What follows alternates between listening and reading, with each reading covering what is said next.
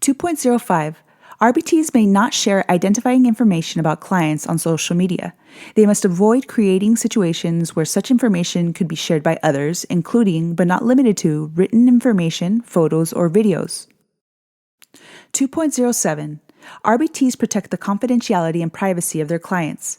RBTs only use relevant identifying information in their job-related communications, example, consultation, emails, reports. Confidentiality and privacy requirements may be established by law or by organizations' policies. 2.08 RBTs only discuss confidential information with those who need to know that information. They share information for job-related purposes only. Confidential information includes, but is not limited to, information about anyone with whom the RBT works, or information about anyone to whom the RBT provides services. RBTs maintain confidentiality when handling records under their control. This includes records that are written, electronic, or in any other format.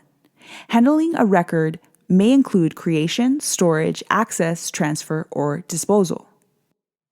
Let's watch a video. After the video, please identify if the therapist violated the code.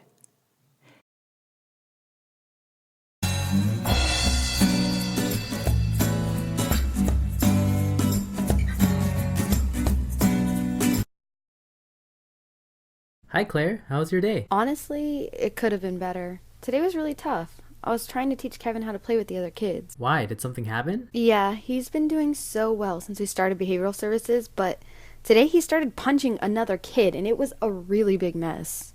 Oh no, maybe you should talk to your supervisor about that. I noticed that a few kids at Redwood Elementary School have gone into trouble for fighting. I'm sorry to intrude, but are you talking about the Kevin in the 5th grade from Redwood? Yes. Do you know him? Kevin has been punching my kid as well. I didn't know he received special services. What is wrong with him? Answer the following question. Does the therapist violate the code? Answer yes or no. If you said yes, you're right. The therapist exposed Kevin's personal information in public, which allowed others to identify the client they were talking about. What does this mean for you? You should maintain confidentiality of all information about your client. To avoid disclosing client information, don't speak about clients in public settings. When speaking about a client, you should use a code name instead of the client's full name. For example, if a client's full name is Meng Jia, the code name can be MEJI. Leave out any details that would reveal the client's identity. 2.06 RBTs always obtain permission from clients and staff to record interviews and service delivery sessions. Consent must be specifically and separately obtained from each individual. What does this mean for you? Again, your client's rights are always the priority for you to consider. You are not allowed to record videos of your clients unless your supervisor has obtained consent from the client.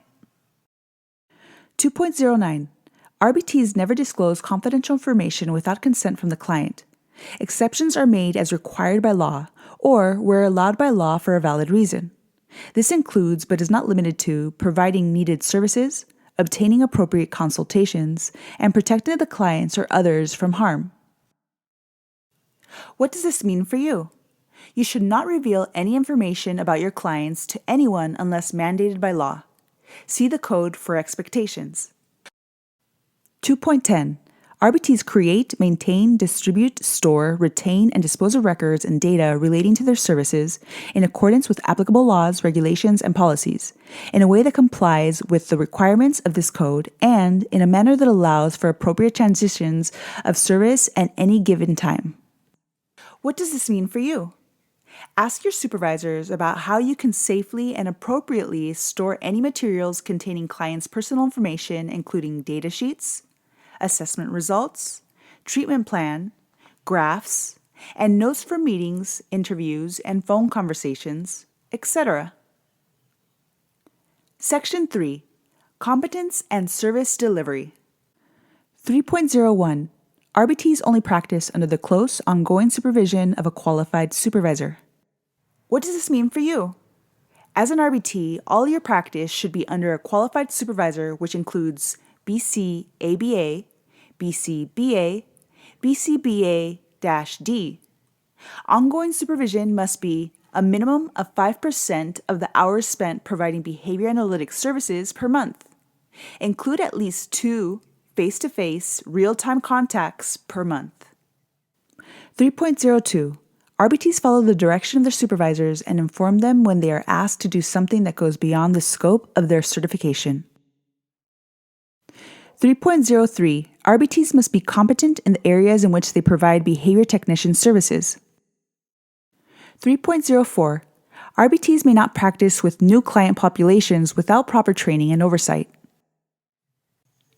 What does this mean for you? Remember, you must maintain your scope of competence.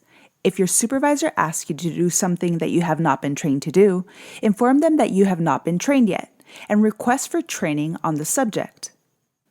3.05. RBTs provide behavior technician services only within defined roles. What does this mean for you? When your friend asks you for advice on how to help her child with autism, you should say, "I'm sorry, but I cannot help you. It would be unethical to give advice to my friend, and I am not qualified to provide the assistance you need. Would you like me to help you find a certified behavior analyst?" 3.06. When RBTs provide services, they communicate with clients in a simple and easy to understand way. What does this mean for you? If you are talking with parents or teachers about what you are teaching your clients, you should use words that they can understand, ask them whether or not you are being clear, and do your best to relay your message effectively. 3.07. RBTs collect and display data in a way that allows for decisions and recommendations to be made for program development. What does this mean for you? If asked by a supervisor, you can collect data during the assessment and graph data after the assessment. It is very important to graph data because graph data shows the client's performance over time and helps your supervisor make decisions about the client's progress. 3.08. If RBTs are involved in the delivery of non-behavior analytic interventions, they do not make reference to, display, or otherwise use their RBT in that practice. What does this mean for you? If you received previous training in non-behavior analytic interventions, avoid providing them to your current clients when you are providing behavioral services. As an RBT, you can only provide behavior analytic services to your clients.